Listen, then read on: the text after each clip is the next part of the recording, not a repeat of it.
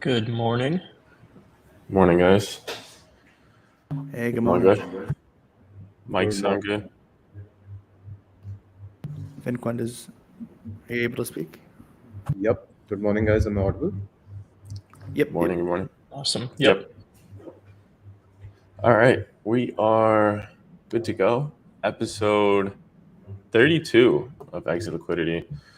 We have on Viperr and FinQuant from Rage Trade. Appreciate you guys coming on. Yeah, thanks for having us, man. So we'll get started here. We like to bypass the regular how you got started in crypto question, frame it a little differently around the name of the podcast, Exit Liquidity. So if you could just give us your history kind of surrounding some of the most memorable moments for you that you were Exit Liquidity yourself. I'd probably say things like meme coins or maybe pool two farms. You're farming that token and holding it too long. Um, I would say that's the most memorable moment for me. Not much of an LP on my end, but I used to do a bunch of like statistical trades. So there was this point in 2018 where there were like a bunch of arbitrage opportunities in the Indian equity space, in the Indian crypto space. Sorry, used to do that a bunch. Had to like get out in like I don't know 10-15 minutes, but yeah. Awesome. And for people who don't know, Rage Trade is uh, perps decks with some very juicy vaults that tend to fill out in like 10 minutes. So if you could just give us the quick rundown on what Rage Trade is and what you both do there. Sure, yeah. So I guess I'll start. So, Rage Trade is a perp and perp product platform. However, right now we are going towards becoming a powerhouse of basically a perp aggregator, and that'll soon be live. Um, I am head of BD, so I do all of the BD things, um, and I'll let Finqua introduce himself. Yeah, hey guys, I'm FinQuant. I work as a product manager slash quant at RageTrade. Have been here for about 2 years or so. So I basically handle product design, user experience, and build various risk models for our contracts mainly. Yeah. Awesome. And when you guys got started, I mean, it was like what I remember, like 7, 8 months ago when I was watching like I think Steven, the calculator guy's video on, and he was messing around with your guys' testnet. Um, you guys seem to have, well, not everything figured out, but you guys had a big insurance pool that you guys paid for yourselves. You guys had kind of everything fell in the right places. When did you actually get started? When did everything start to happen behind the scenes? And what was that process like? Yeah, I'll let Finqua talk on that. Yeah, so there were basically like three guys in like 2020 where they were just dabbling around with like perp and the DeFi space. I actually joined in around 21 October or so.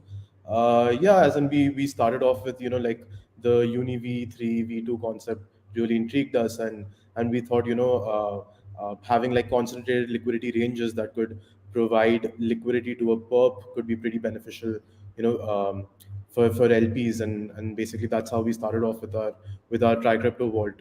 As you rightly mentioned, we had launched that I think July of last year. Um yeah, that's basically how we started. We thought Perp.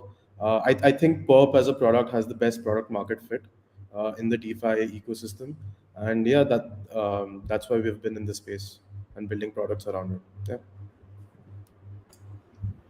Awesome. And most of your guys's, well, obviously you're built on top of GMX.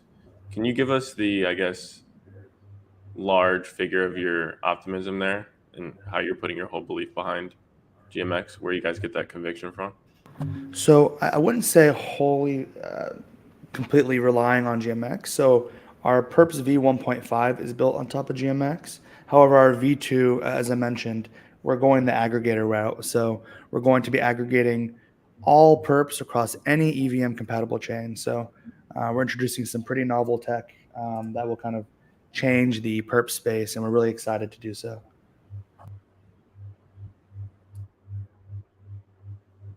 So, out of I'm interested to hear like what the transition from V1 to V1.5 to V2 has looked like, or I guess what kind of fueled that. And also if you could get a little bit into like the first iteration of Rage Trade, or at least the product that I think most were familiar with over the last couple months. At least how that works and how much of that is going to be sticking around into V2 launch.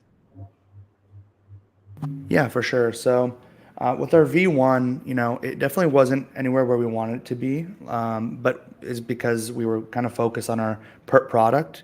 When we started our vault, real yield narrative was very, very hot, and we were kind of leading that narrative. And so we're very focused on our GLP delta neutral vaults, which we then transitioned to GLP delta neutral and trader PNL neutral. But as we kept going along, we noticed that it was distracting us from our main product, which is our perp.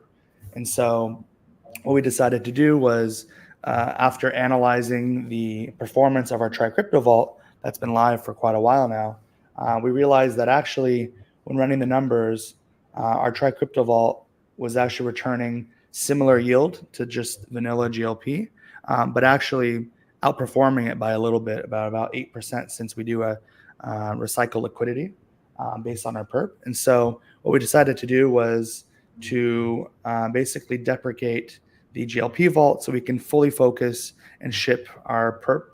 And what we did was we basically have been building on top of that.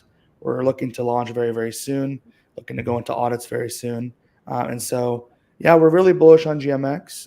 And although we're bullish on GMX, I think the bigger picture here is perp aggregator. So our V1.5, will be built on top of GMX's V2.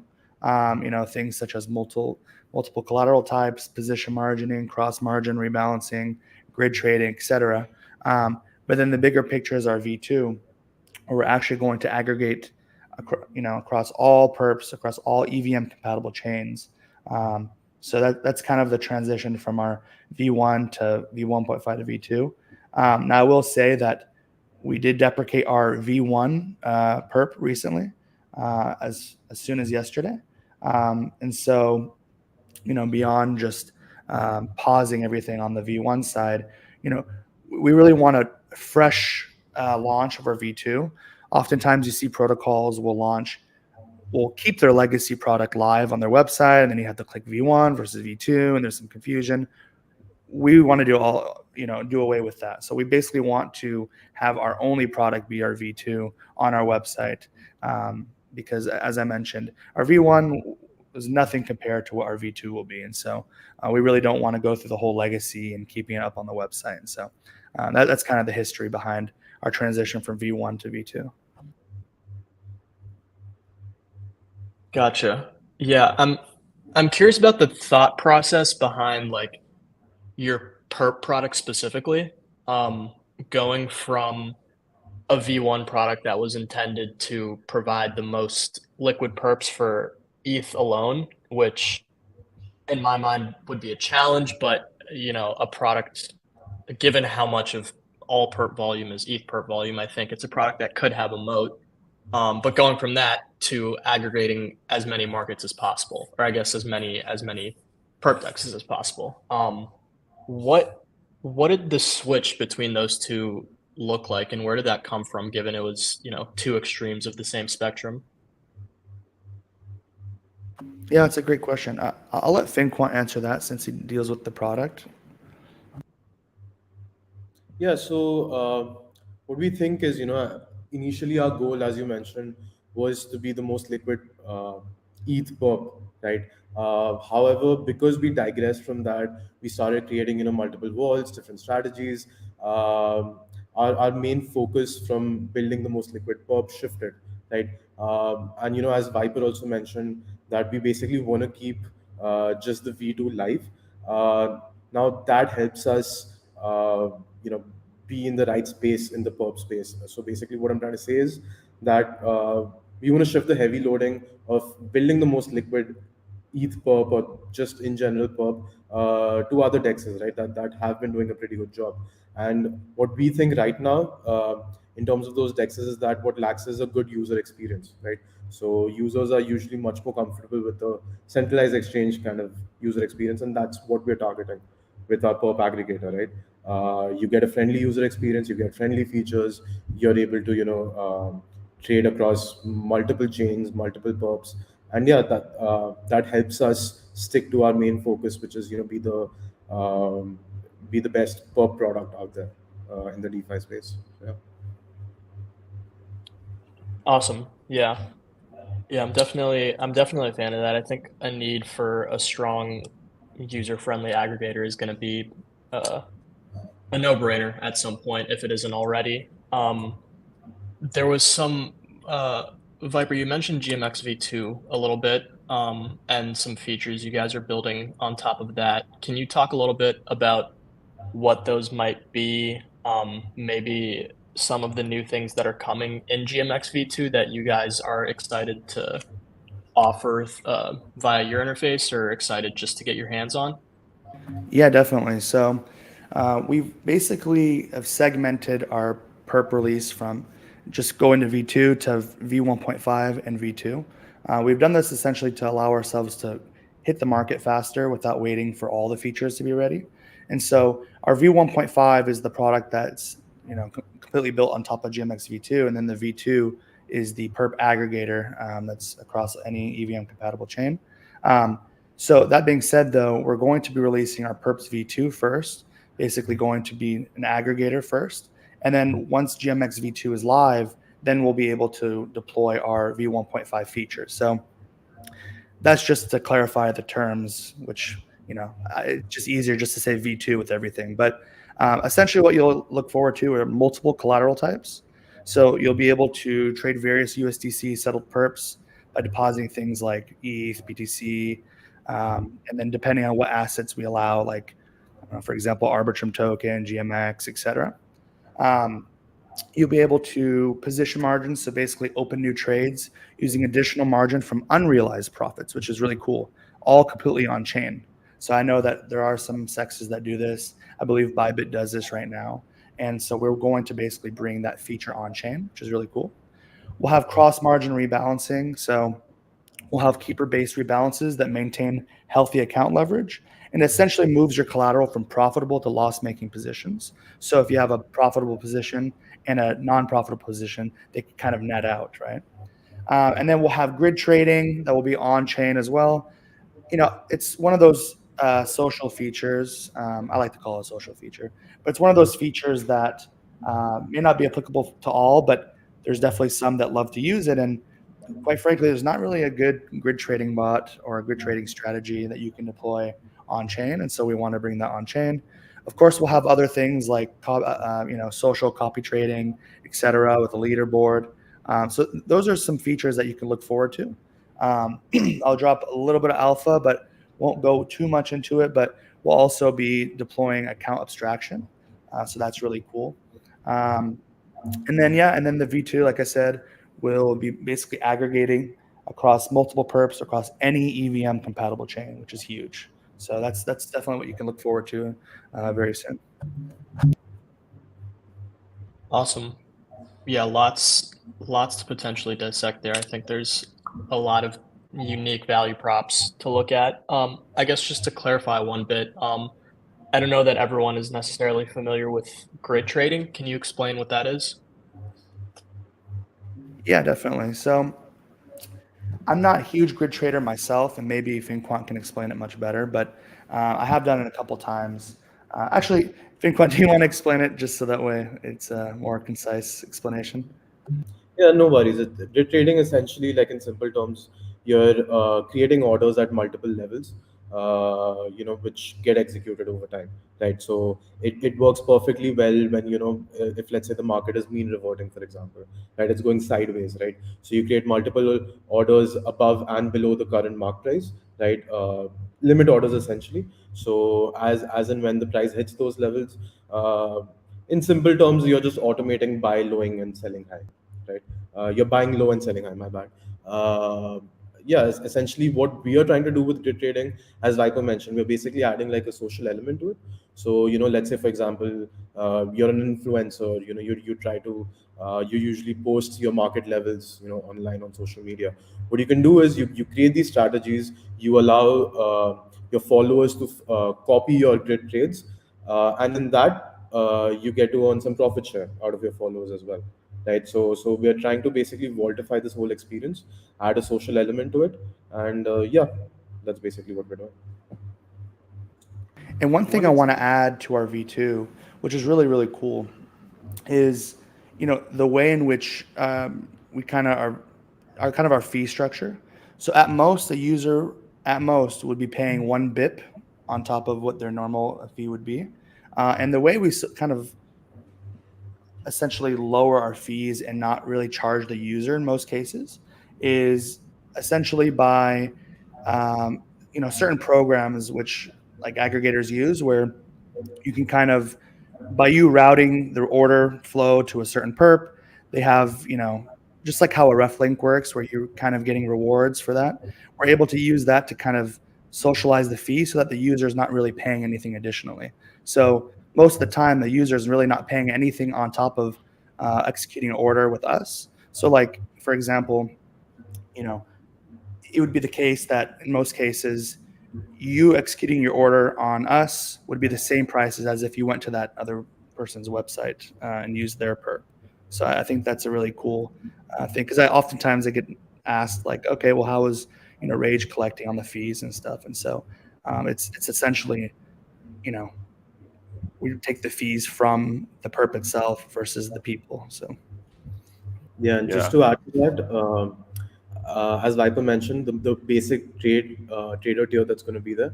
At max, you're just going to be paying 1 BIP, and as your trader tier increases, you'll be getting more and more rebates. So it could cost you even more cheaper to execute via us. So yeah. And we'll have Awesome. some cool double ARB, hopefully some double ARB grants at the beginning of our launch. So you'll be able to actually, kind of, as FinQuant mentioned, have some rebates and stuff. So Yeah. I wanted to, you might not be able to answer most of this because I know you said it was just a bit of alpha, but I was curious what ERC or EIP you guys are, tapping into for the account abstraction, and maybe what kind of wallets will be live with it. Some smart contract wallets.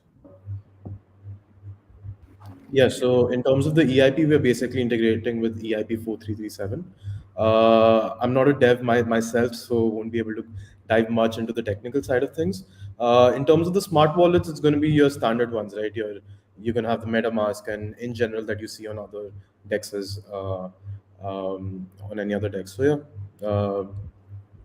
that's Interesting. about it. Thanks. Cool. So integrations with any EVM any EVM based perp decks. I'm curious to hear actually like both of your individual opinions on this, but which dexes are you guys either most excited to integrate with, or do you see the most opportunity? Like, do you think you could provide the most with a Rage Trade integration? yeah, so we're definitely excited for GMX V2, right? We have a very strong relationship with the GMX team, Synthetics as well, Gains, and then a few others. Quite frankly, we're really excited to be integrated with everybody. We think that kind of aggregating liquidity, my personal opinion, I really like the idea of being an aggregator, because, you know, it, you kind of set the competition amongst other perps, right? If perps want to be the best route that people take on an aggregator, it's kind of up to them to set good funding rates and set good prices. It's just like being 1inch for, deck swaps, right? You don't have to really be competitive. I mean, of course, you have to be competitive as an aggregator, but you know, you kind of set the onus on them to have very efficient swaps, or efficient strategies and cheaper routes and stuff. And so I'm really curious to see, like what comes from that, what other perps are built to compete with other perps, et cetera, et cetera. So that really excites me on the perp aggregator side. Yeah, in terms of as Viper mentioned, as in GMX for sure, we're very excited because by default, those guys, the GMX V2 is going to be an isolated margin system, but with a V1.5, we're actually turning that into a cross margin system, right? So that's one very exciting thing I feel, and in general, as a trader, I think that it just opens up to multiple arb opportunities. The more aggregator, the more perps we're aggregating. I just have a single stop shop where I can just take multiple trades across all those perps. Yeah, basically exploit market inefficiencies. Yeah.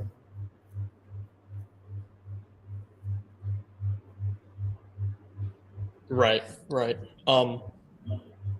Both you mentioned GMX V2, and I think obviously, from the beginning, it's been clear that that's a pretty big, or has been a pretty big target for Rage Trade. Can you talk a little bit about, for those not familiar yet, about what changes between V1 and V2, and some potential problems that could arise from that? What directly you can see getting better with the isolated markets?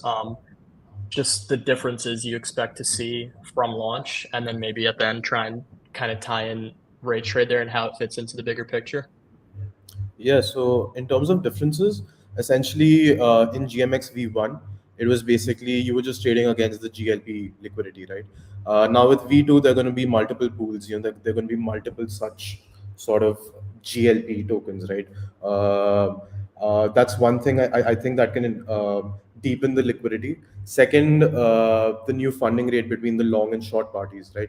In V1, the funding rate or the borrow rate was just between the traders and the liquidity providers, but now it's going to be between the long and short traders. So I think that would help with the skew in general. Um, yeah. Viper, do you want to add anything more to this? No, I think you said it well. And you guys are pretty well known for the yield you generate, the real yield narrative, and the vaults you had. Is there going to be a version of that in the V2 launch? Yeah, so we're deprecating the Try Crypto Vault, and we want to focus on our lending pool, right? So we'll soon have, similar to what our risk off vault was like, a lending pool which will allow users to deposit things like USDC, to allow us to, basically execute all the things that we plan to do with leverage and position margining, etc. Finquant can actually, Finquant, do you mind going over just basically how we allow users more margin compared to if a user were to try to use GMX V2? Yeah, for sure. So, just to reiterate, as I mentioned earlier, GMX V2 primarily functions as an isolated margin system. Now, we are achieving the cross margining by essentially offering USDC loans to users against their open positions and unrealized profits. Now, we have this lending pool mechanism, which basically facilitates this lending and borrowing process, essentially allowing traders to borrow USDC against their open positions, against their unrealized profits in their cross margin account. Now, these loans are then going to be repaid with interest by the traders, which is then distributed to the lenders. In terms of some benefits that I can think right off the bat is you get immediate extra margin, right? So as soon as traders are opening positions with collateral, we are extending them extra margin that they can borrow, right, and use for other positions. Second thing is, as soon as your positions they start to generate profits, we the available margin that you can borrow that increases, right? Uh, Thirdly, we are basically offering higher leverage than GMX, right? So all this extra margin that's being availed to you, you can essentially just borrow this, redeposit into your current open positions, and increase your notional exposure in those positions with the same amount of collateral, right? Compared to what you could have done on GMX. Now we are also offsetting positions, or basically when you have offsetting positions, your PNL is netted out. So you can essentially borrow against your profitable positions, redeposit that margin into your loss-making ones, and essentially safeguard your risky positions. Now, one cool thing is that if you're able to manage your risk perfectly well, you can do all of this while maintaining a safe account health factor, right? So essentially, we won't be more riskier than GMX. Um, and lastly, capital efficiency, right? Because we're extending your extra margin, you're able to open up, higher notional trades, or rather, for the same amount of collateral, you're able to get more exposure. So you can get pretty capital efficient as well with our cross margin system. That's going to be built on top of GMX V2. Is there for Rage Trade specifically, is there going to be an insurance fund or some kind of additional safety parameters to help protect the extension of that margin, to help kind of protect in case of insolvency in any case? Yeah, so we basically have it's sort of like a three-tier process. So first, essentially all of the loans from the lending pool, they're going to be over collateralized, right? That's one thing. Second, we're going to have different risk parameters for each markets separately, right? The devs are currently analyzing that, and essentially, for deep liquid markets like ETH, BTC, if you have positions opened in them, you could probably borrow more margin, as opposed to, if you have open positions on any of the fat-tailed assets or any altcoins, right? Secondly, we'll be having keeper bots running that will essentially be tracking the your account health factor, right? So at any given point of time, if it starts to dip below a certain level, uh, it's going to safeguard or essentially notify you of that. And lastly, yes, we will be managing an insurance fund. That's just like the last safety net that we have in case of any bad debt, which honestly, with our keeper bot and our risk params, I doubt we would reach to a bad debt scenario. But yeah. Awesome. Yeah. Yeah, it's good to hear a lot of different fail safes in place. It sounds like to the point where the insurance fund would hopefully not even be necessary. Taking a step back here, and also going back to GMX V2, in my mind, the two of the biggest things that made GMX successful was GLP and the promise of zero price impact.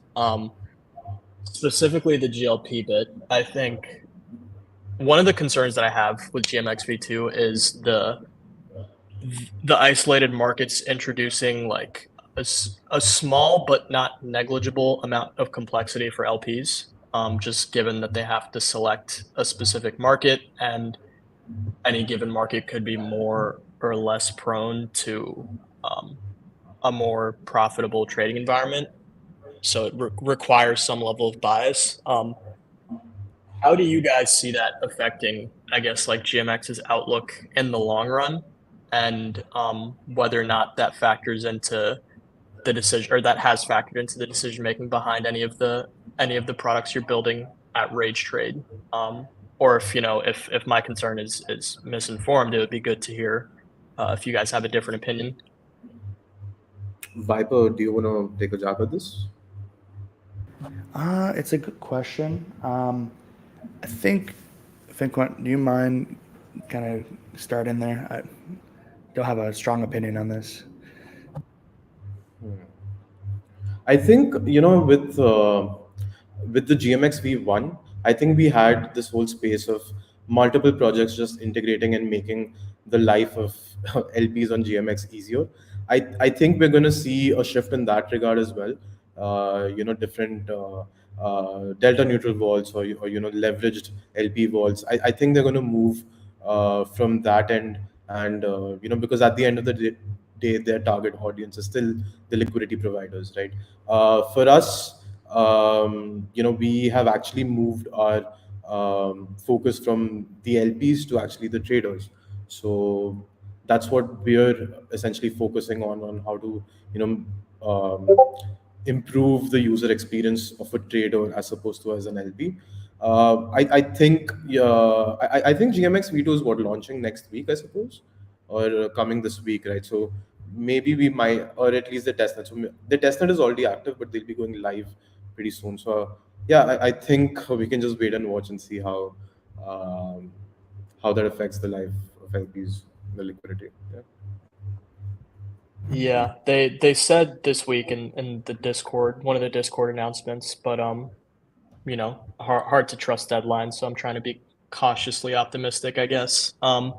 Yeah, I kind of came to the same conclusion that well, I'm not certain yet because most of the GLP wrappers I've spoken to or auto compounders have spoken to just maintaining their V1 based system and haven't given any public info about what they're doing V2, but um, extending some sort of like delta neutral farming service or just something more actively managed should it be necessary via one of those projects seems like the most intuitive next step to kind of help remedy that, I think.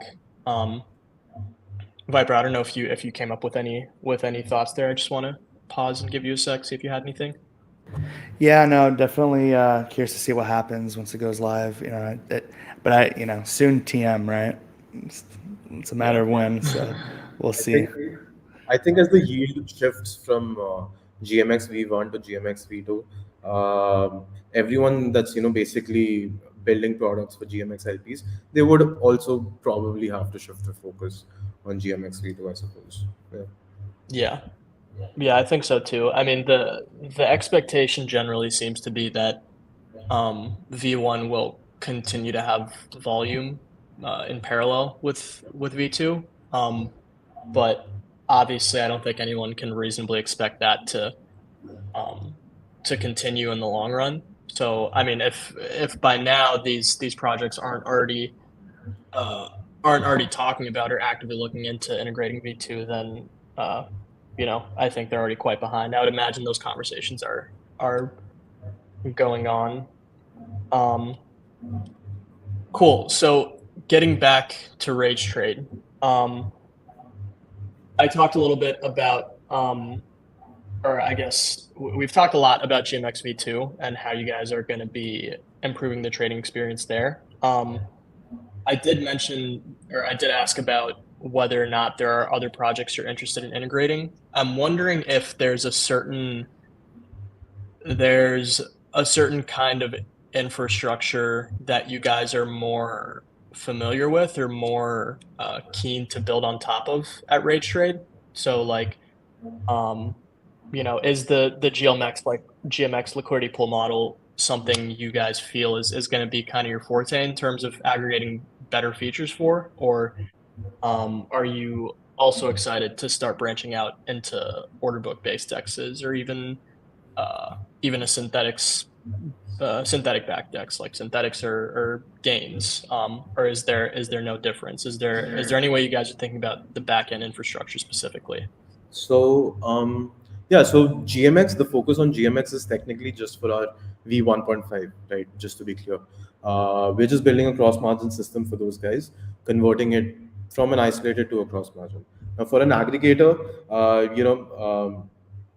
we think over the last year, on-chain perps like GMX, synthetics, gains network, they've basically exploded across the L2s, right? And other app chain order books as well, services like for example Hyperliquid or Avo, they've also grown. So and we do expect this liquidity to grow. So that's why our main focus is essentially to aggregate all of this liquidity into one place and offer you additional services like cross margin and like best price execution, fair trade. So no, we're not exactly limited to the whole GMX architecture. For sure, if there are other projects that are like GMX, we can extend them to be a cross margin system as well. But for the aggregator, no. I think the only criteria is A, you got to be on an EVM compatible chain, and B, you got to be super liquid. So yeah, yeah. Yeah, and I would just basically, the way I like to call it, chain agnostic and perp agnostic. So we're really excited to aggregate all the top perps.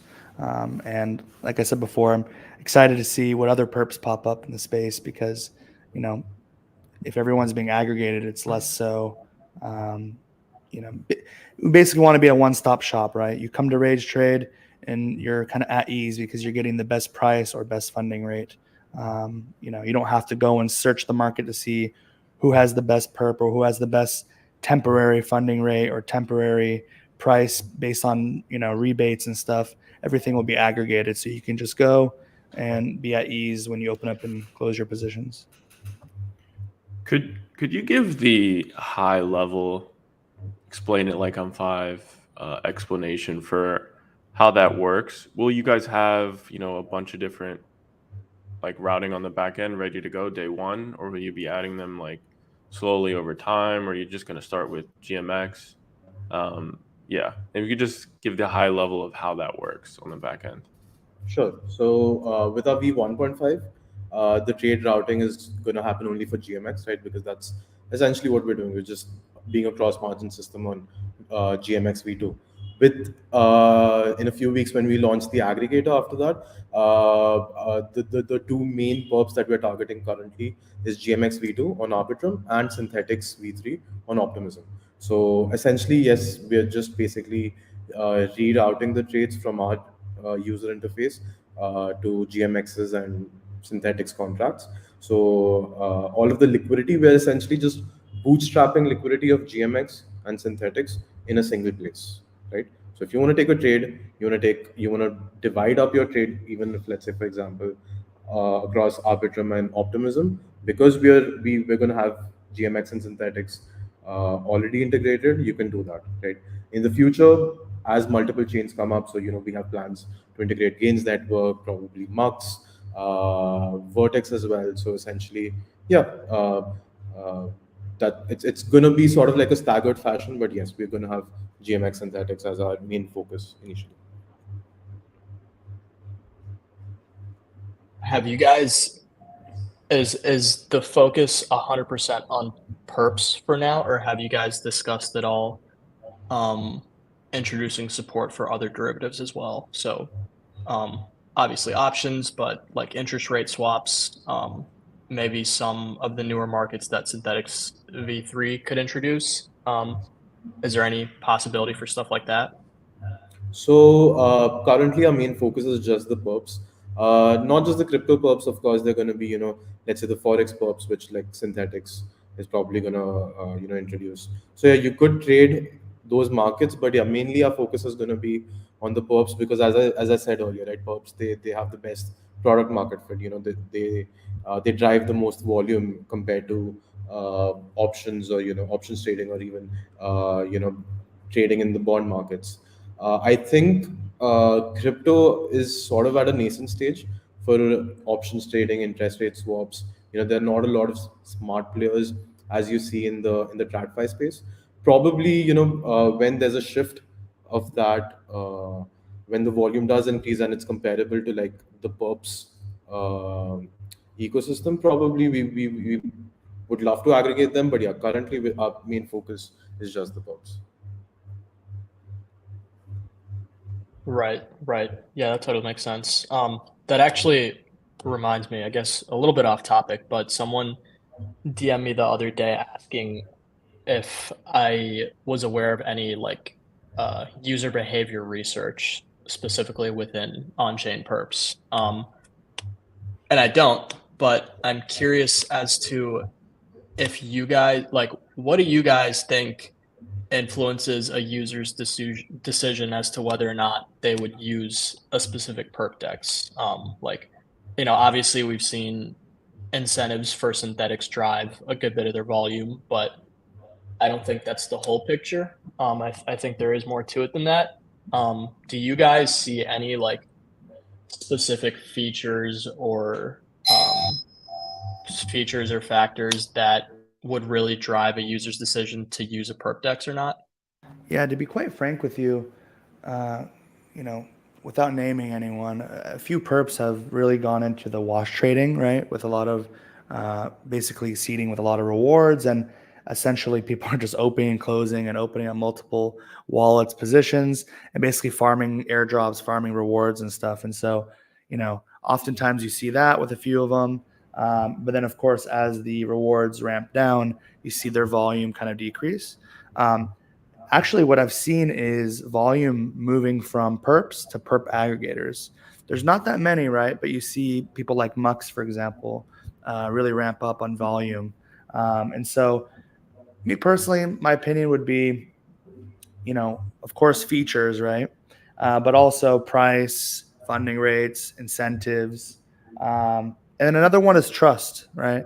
It's sometimes hard to trust DeFi protocols, and there's always risks in anything in DeFi. But I think trust goes a long way, and I think we've done a great job kind of garnering and maintaining trust with the community. But ultimately, I think it really does come down to execution price and funding rates, as well as seeded rewards. Everyone wants to go and um, you know obviously farm tokens or farm token incentives, stuff like that. So that's kind of my opinion on what people are looking for on a perp. Yeah, I mean, you mentioned the token aspect, so I'll shoot off of that. You guys have done like a very good job kind of generating the whole real yield without just dumping a token on everybody. I'm curious what you guys have on, what everyone's asking, the future of your guys' own token. I know you guys have, like you said, a bunch of ARB in the vault. So if you really needed incentives, like it's great that you guys are able to use that and tap into that. It's probably a better strategy than just launching a token for that. But any plans for that? Any kind of stuff you guys have in mind for how you think you're gonna model that? So basically, one token. Yeah, Basically, no, no. two-word Trust me, question. we're as eager as everyone else for the token, right? But no, it's a great question. So it's one thing that really attracted me to Rage from the beginning. Even before working for Rage, I really, really, really do value teams that build the tech and don't just launch a coin, right? There's so many different protocols who launch a token immediately, and then it kind of dies down, and then then they start building the tech, and then it's kind of a gamble if price recovers, and then et cetera, et cetera. For us, the picture is much bigger here, right? What why launch a useless governance token, right? Without utility, without a clear vision of the roadmap, without the tech working, right? Quite frankly. And so that's something that we really didn't want to do, and something that we will never do. But however, yes, token will come, will have utility, and it will definitely come once our V2 and all the features that we're building are live. Now, obviously soon TM, but I will say it's not as far as you think, but not as close as you think, whatever that means. So it's definitely happening, but it's not something that I'm teasing. 1-2 years down the line, it's definitely going to come, but it only makes the most sense to launch it in the right environment with the right partners, with the right, you know, um, centralized exchanges, if we're talking to any, and of course with the right tech working, and so that way, I mean, at the end of the day, especially for tokens that will be rev sharing, for example, why launch a rev share token when there is no revenue, right?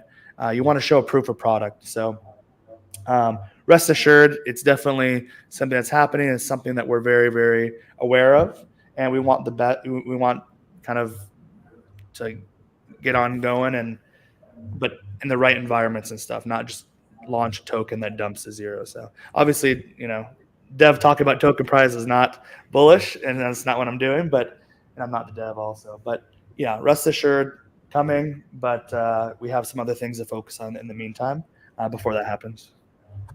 Is there maybe a little bit of hopium for the people on whether or not there's a chance that there might have been a snapshot taken for people in V1 or along the way? Yeah, I can't speak on any of that, of course. It's a good question, but it was funny to see, everyone, because we had to do a technical snapshot for our V1 because we were pausing it, right, and winding down the V1 legacy. And so everyone's like, when airdrop, is this snapshot? I missed snapshot. Yeah, I mean, we're asked it every day, but of course, I can't answer that. I have to make sure all information is equal amongst everyone, but rest assured, everything will be announced in due time and kept fair. Yeah, and you talked a bit about partnerships for the token, but aside from the partnerships for the token, you launched V1 with very well-funded liquidity partners. Um, is there something like that going to be happening with V2? I think I remember you guys had some partnership with a protocol on Solana as well. Are you tapping into non-EVM chains at all? So as far as our perp aggregator, we're focusing on EVM compatible chains. Um, I'm not sure, Finquant, if you know anything about the non-EVM compatible chains, but yeah, I'm pretty sure we're only focusing on EVM compatible chains, at least for right now. But we do still have the same strong partners, and our BD efforts have gone a long way with trusted VCs, trusted market makers, et cetera, who really support us and are a fan of our product. And so, for our V1, especially our delta neutral GLP vaults, we had a lot of demand for the vaults despite our caps, and so we think we'll have equal if not greater demand for our new product, especially introducing some novel tech. Awesome. I think Ollie, you had a few more. Yeah, I guess just to clarify, the partnership that Cito was mentioning was UXD. UXD. Yeah. I'm not familiar with them, but just by looking at their bio, it says built on Solana. So I think that was the confusion, I guess, as to whether or not that would be done by Solana or whether they have some efforts on EVM chains. Yeah, we had an interesting partnership where it was related to our, was it our risk on or risk off vault? I'm blanking. It was the stablecoin one, the risk off, I suppose. Yeah, the risk off vault, and we were seeding extra rewards. Essentially, we made a lot of partnerships to help further enhance our yield and stuff. And so there were certain ways in which we were doing it, where people had insurance funds that they would use in our pools, and then we were able to kind of maybe do a treasury swap and allow users to kind of earn other additional tokens. We're always looking into ways in which we can enhance the yield for our users. For example, when the Arbitrum token launched and everyone got an airdrop except people who were DAOs and had a treasury, of course we were caught in that crossfire. But it made sense why they had to do it, because otherwise you'd be giving tokens to every single project, even those who are, deserving or less deserving. And so, but however, ever since then, even till now, we've had calls, even this week especially, we've had calls with the foundation and other Arbitrum and Arbitrum Foundation related people to kind of hopefully seed some Arbitrum tokens as part of our incentives, hopefully that we'll have live at launch, to kind of enhance those rebates and kind of reward those who try us out in the beginning. And so we're always looking into new ways. We're working on 2 grants right now to seed more into our launch. And so besides us being heads down building, BD never stops. We're always talking to someone new, and but of course, it's all in due time. But don't expect that to continue going even post launch. Right. Yeah, I think that's a given, and definitely good to hear the confirmation. I'm wondering if we can get any sort of a timeline from you guys. Obviously, I'm sure you can't just come out and tell us your V2 launch date, but maybe like specifically for more information around it, because I think outside of like a thread or two from Noodles, I haven't really seen too much written information as to how V2 is going to work, and this podcast now as well. I'm wondering if you guys have like a timeline in mind for either when you hope to get V2 on the market, or maybe when we can expect to see some more information about it. Yeah, so I believe actually as soon as this Friday we'll have a thread dropping. What we've kind of done is done a slow drip of our information, and one thing that we have kind of kept on the down low is our V2 and how exactly it works. Obviously, you have things like people, uh, the possibility of someone trying to front run and stuff. So that's why a lot of times when people ask us exactly how something works, we can't go too in depth yet until everything's ready to launch. And so we've been working hard on informational threads and marketing campaigns internally, to have ready for once everything's set on both sides. And so, for example, oftentimes people are curious how we're going to enable perp aggregation across any EVM compatible chain. But I can't give the secret sauce yet. And so look forward to it. Hopefully by the end of this week, by Friday, or it may be Monday for engagement wise. But yeah, you can see it as soon as a few days of a full explanation. And as far as audits and stuff, I believe we're already entering audits as of now. So I don't have a hard date on when launch, but I would probably say in the next month or so. It's coming very, very soon, and maybe even sooner than that. Awesome. Yeah, that's good to hear. Very soon, it sounds like.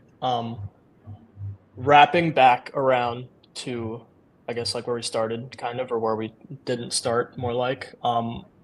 We didn't talk too much about the two of you personally, and kind of, where you were, what brought you to Rage Trade in the first place. I mean, FinQuant alluded to it a little bit in the earlier days, but yeah, I'm just curious to hear about your backgrounds a little bit, kind of how you ended up at Rage Trade.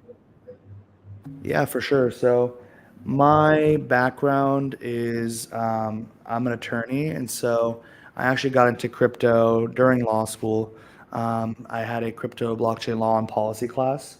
I was in crypto like in 2016, 2017, but purely just being paid in Bitcoin, selling gold on virtual games like RuneScape, and cashing out in Bitcoin, stuff like that. And so, but I never truly understood the tech until 2020, around 2020. And so, fortunately enough for me, when I got into crypto, I got in right before the bull run. So, never experienced a bear, and this is my first bear and first bull. And so, always been a degen.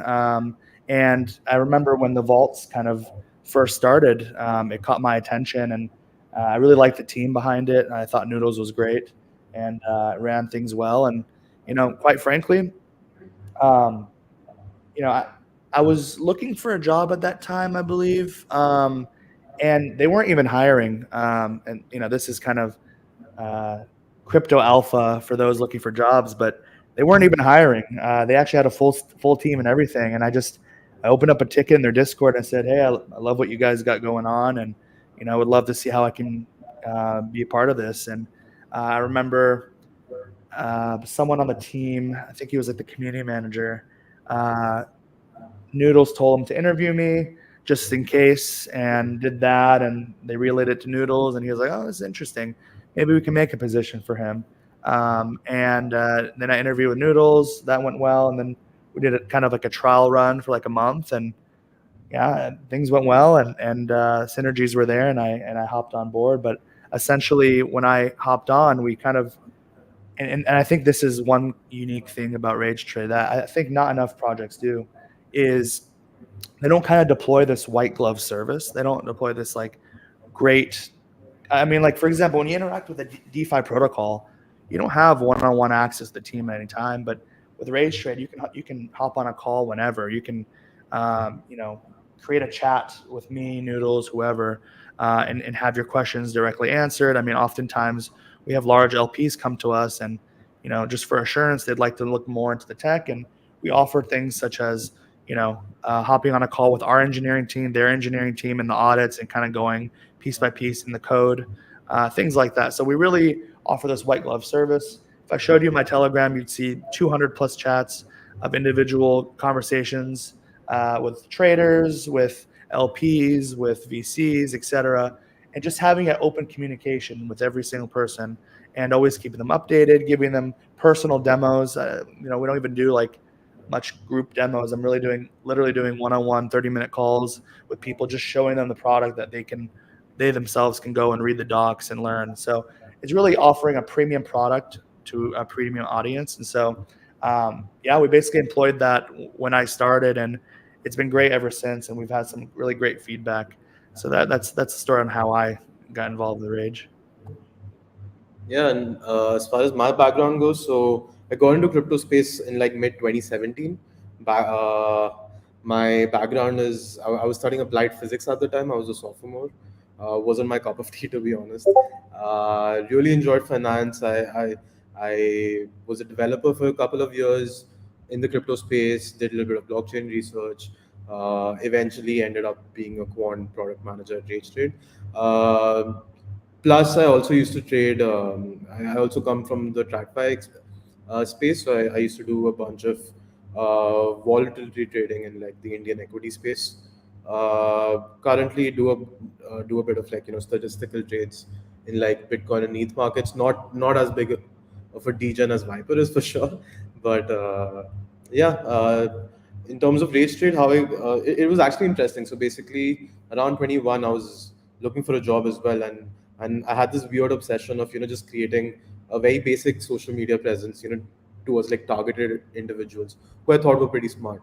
And at the time, Paradigm, if you recall, they used to publish white papers on like power perpetuals or like Squeeth, and also I was just discussing with Dave, I guess, on it was a public thread, and we were just discussing different risk exposures. And yeah, Noodles hit me up. He's like, we're building so and so things. Do you want to get on a call? And I'm like, yeah, it sounds interesting for sure. Yeah, that's how I began with Rage Trade. Awesome. So similar starts at Rage, I guess, but obviously very different backgrounds. I like, how what Viperr said about being just open and communicative within a team and externally, and how that kind of popped up for FinQuant as well. I think that's like one of the most valuable things a project team can have. I mean, at the risk of blowing up Noodles' inbox, that was how I got in contact with him as well. Was just DMing him some questions about a thread he had. So I find that to be a really, as just a researcher and just like a curious person, or whether you're looking for a job prospectively, I find that to be a super valuable thing to provide. And it sounds like you guys have found it to be that way too, given you're here now. Yeah. Cool. So we're about up on time here. I want to give you guys the last couple minutes to, give any closing remarks. If there's anything in specific you wanna tell the people to be on the lookout for, any shilling you might want to do, anything that we might have missed. Now would be a great time to get that in here. Yeah, I really appreciate you guys' time, and I appreciate the opportunity. This was awesome. Yeah, look forward to the thread being posted soon. Hopefully we'll go into a deep dive on how things will work very, very soon. We're really excited to push this product. We've been working on this for quite a while. It's hard to see what goes on in the background, but rest assured, I mean, we're putting a lot more than 40 hours a week. We work weekends as well. If Noodles doesn't answer, it's because he's on a call for 12 hours straight.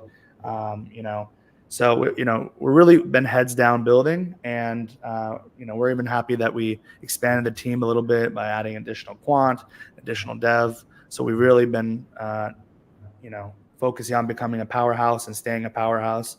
And so yeah, look forward to our threads, look forward to our launch. We'll have, once our audits are done, we'll be sharing our audit reports with everybody as we usually do. And yeah, I really appreciate your guys' time. This was awesome. Yeah, thank you guys. Definitely very excited for V2. I think a lot of the rationale behind some of the features and the overall pivot makes a lot of sense. And I was a pretty big user of Rage, or I guess as from the LP side, I was a user of V1. So I'm excited to see the shift to more of a focus on perps, and whether or not that's something that myself or other traders would find interesting. Yeah, I think that about takes us to time here. Thanks again, guys. This was a lot of fun. Thank you for having us. Thanks, guys. See you guys. Thanks, everybody, for tuning in. That wraps it for episode 32.